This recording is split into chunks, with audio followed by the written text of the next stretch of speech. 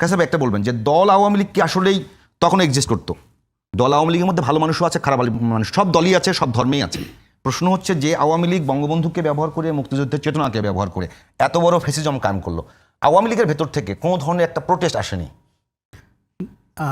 দেখুন, আজকের যে ঘটনাটি আপনি উল্লেখ করছেন, জুতামারা কর্মসূচি, সেটিতে যাওয়ার আগে আপনাকে বলি, ফ্যাসিবাদের আইকন শেখ মুজিবুর রহমানকে কারা বানিয়েছিল? আওয়ামী লীগ বানিয়েছিল। গত 15 বছরে যত দুর্নীতি হয়েছে, দুঃশাসন হয়েছে, তার অনেকাংশেই শেখ মুজিবুর রহমানের নামে হয়েছে। মুক্তিযুদ্ধের ইতিহাস বিকৃতি করা হয়েছে এবং তাকে মহামানব বানানোর চেষ্টা করা হয়েছে। সেটা তিনি জীবদ্দশায় কখনো দাবি করেননি। শেখ হাসিনা তার পিতাকে ওই জায়গায় স্থাপন করার চেষ্টা করেছেন।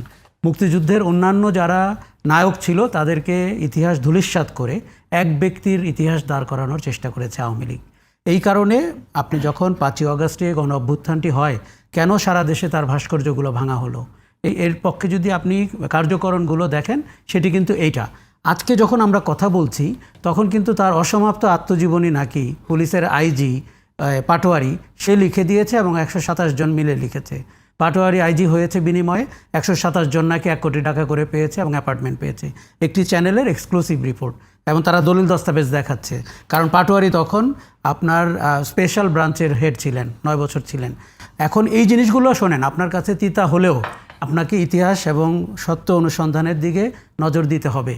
কোনো সন্দেহ নাই আওয়ামী লীগ বাড়াবাড়ি করেছে, কোনো সন্দেহ নাই শেখ মুজিবুর রহমানকে বিতর্কিত করেছে, কোনো সন্দেহ নাই শেখ হাসিনার হাতে তার পিতা দ্বিতীয়বার মৃত্যুবরণ করেছেন। এই প্রেক্ষাপটে তাই বলে আজকে যারা জুতা নিক্ষেপ করছেন বা গতকালকে যারা 32 নম্বরে মানুষকে হেনস্থা করেছেন, অপদস্থ করেছেন, তাকে প্রশ্রয় দেওয়ারও কোনো সুযোগ নেই।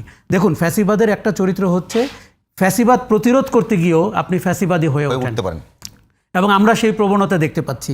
আমরা গত 1 বছরে সবচেয়ে বড় ব্যর্থতা দেখতে পেয়েছি এই যে মব ভায়োলেন্স প্রতিরোধ করতে না পারা এবং গণহারে গণহত্যা মামলা দেওয়া। আমরা চেয়েছিলাম যে অপরাধ যিনি করেছেন, রাজনৈতিক, অর্থনৈতিক, সামাজিক, যাই হোক, তার ব্যাপারে সুনির্দিষ্ট মামলা হোক, দেশের লোক যেন জানতে পারে 15 বছরের দুঃশাসনটির সাথে কারা কিভাবে যুক্ত ছিল। কিন্তু সেটি না করে আপনি হত্যা মামলা দিয়ে দিয়েছেন, কিছুদিন জেলে রাখা হচ্ছে। ইদানিং আমরা দেখতে পাচ্ছি জামিন নিয়ে লোকজন বেরিয়ে আসতেছে, মানুষের মধ্যে হতাশা তৈরি হচ্ছে, যে আশা আকাঙ্ক্ষা তৈরি হয়েছিল সেটা। কিন্তু এই 12 মাসে ব্যর্থতার চূড়ান্ত রূপ হচ্ছে মব ভায়োলেন্স। আর আজকে টিএসসিতে রাজু ভাস্কর্যের ওখানে বোধহয় যেটি ঘটছে, বা 32 নম্বরে গতকাল বা তার আগের দিন যেটি ঘটেছে। শোনেন, কেউ যদি ফ্যাসিবাদের আইকনও হন, তার মেয়ে যদি তাকে বিক্রি করে 15 বছর ক্ষমতায় থাকার চেষ্টাও করে থাকেন, তারপরেও ওই ব্যক্তির প্রতি কারো ভালোবাসা থাকলে আপনি তাকে বাধা দিতে পারেন না। তবে হ্যাঁ, এটি আপনি বলতে পারবেন এই সুযোগে কি অপরাধীরা প্রকাশিত হওয়ার সুযোগ পাচ্ছে কিনা।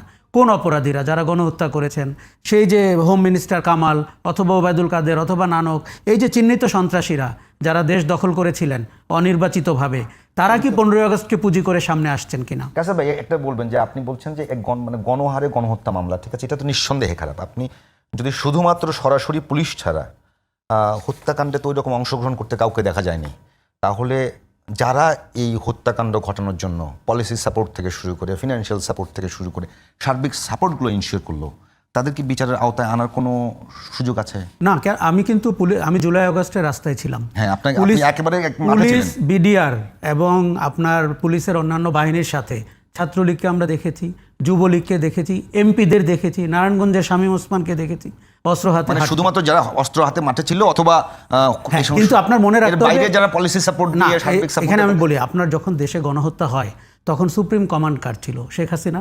এবং শেখ হাসিনার অডিও বেরোচ্ছে, উনি বারবার বলছেন লেথাল ওয়েপন ইউজ করার অনুমতি দিয়েছি, তাপসের সাথে কথা বলার সময় বলছেন।